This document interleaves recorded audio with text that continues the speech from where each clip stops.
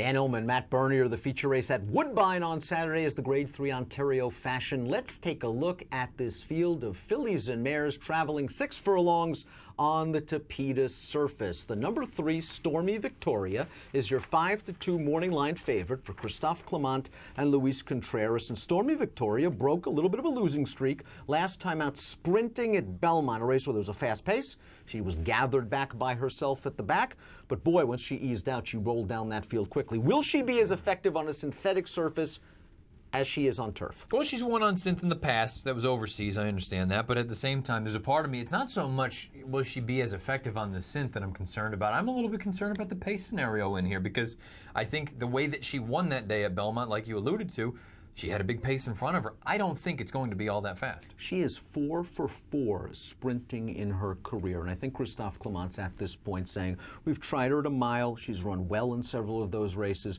but she is a late running sprinter. I think, though, your point about the pace is well taken. It'll be confirmed by our friends from Timeform US, as we see by this Timeform US pace projector. And that blue bar indicates this race is expected to be won by a horse that is on or near the early lead. The 3 Stormy Victoria is going to have to overcome that. Yeah, and that's the biggest thing. I mean, I don't think there's any question that from a speed figure standpoint, she is strictly the horse to beat in here, even with the surface change. But at the same time, boy, pace makes the race.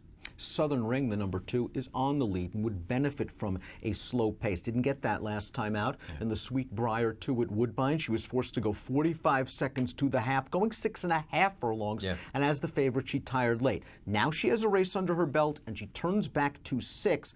This is a filly that showed early in the spring in the Whimsical. If you give her an easy lead, she's going to make you pay. I think the other thing, too, to keep in mind about this horse, you go through, and maybe recently it looks like she's kind of off form a little bit. 2 runs came on turf. She's much better on synth.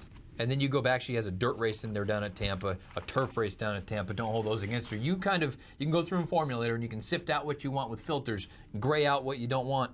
She's much better on synthetic than she is on turf. And the good news is, when she won this race last year, she did it from slightly off the pace. She's not a need-the-lead type. I think they're going to send her. I think they're going to make the lead, as our friends from Timeform US believe. But she doesn't need it if the 7 Code Warrior decides to be aggressively handled, as she was in the Hendry 3 starts back when she pulled off an 11-1 upset first-time blinkers. Now, since that race, it hasn't gone well for Code Warrior. Maybe the turf run in the Royal North. She's not a turf horse.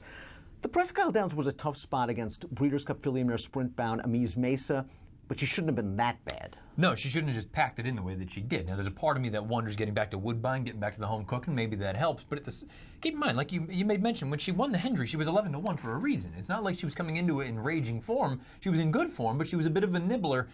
To me, that's kind of what we're looking at as far as the ceiling is concerned. I think a minor award. River Maid, the number 8's a real hard hitter. She has banked almost $500,000 in her career. She is a graded stakes winner. This year has not been as kind to River Maid, however, as years past. She has yet to reach the winner's circle. Last time out, she got a setup in the Sweet Briar 2, and she was outfinished by Moonlit Promise, who we'll get to in a bit. Was that a situation, though, where ground loss told the story? Yeah, it's possible. If you reverse the trips, maybe you get a different outcome in that spot. There's a part of me, though, and I understand you can kind of go back, and you can do this with any kind of horse in any kind of race. Dissect different races and why they ran the way that they did. I just don't think she's quite as good as she was last year. I'm very afraid of the 4 Mink Surprise at a big price. You know she's one of my favorites. She won the Trillium 2 starts back at a mile and a 16th. And last time out in the Ontario Matron, she was favored over Amise Mesa. And all Amise Mesa did after winning the Ontario Matron is she won the Seaway with a 101 buyer. She won the Presque Isle Downs Masters with a 94. She's now won 4 in a row, and she's going to the Breeders' Cup. I like this cut back in distance. It's a big one, but she is capable sprinting. 100%. I mean, you and I have liked her for a long time, even when she was in Southern California.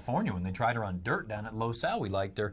I think she has a giant chance in here. I picked her underneath, picked her 3rd. I think there's a real scenario where if the pace heats up a little bit, she's going to come with an honest run, and I agree with you 100%. She's 3 for 3 at this distance. This is what she wants to do. Was the situation with Sugar Jones last time out just that she was exposed against better horses? She was 4-1 in the Sweet Briar 2, and she just didn't fire.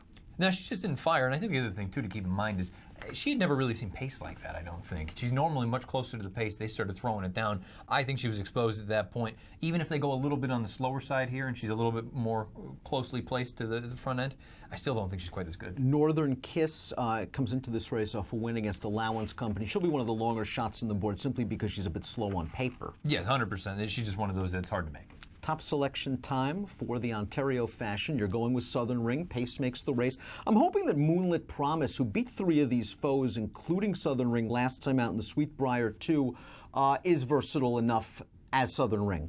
She showed that last year when she won Gate to Wire going 2 turns in the La Lorgnette. She was on the lead going 1.25 miles.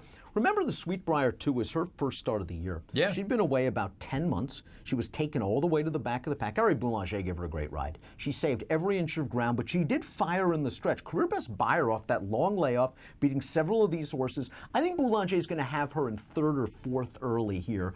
This is a horse that's always had some ability. I like the fact that there's no long layoff again. I'm going to go back to Moonlit Promise, 3-1 in the morning line. That kind of tipped off my point. Is there any concern that the pace is not going to be kind enough? And maybe not saying that you need to have a barbecue like you had last time, but is there any concern that there's not going to be enough speed early on that compromises? I think that Boulanger can get her out into that spot where the 2's going to go, the 7's going to go.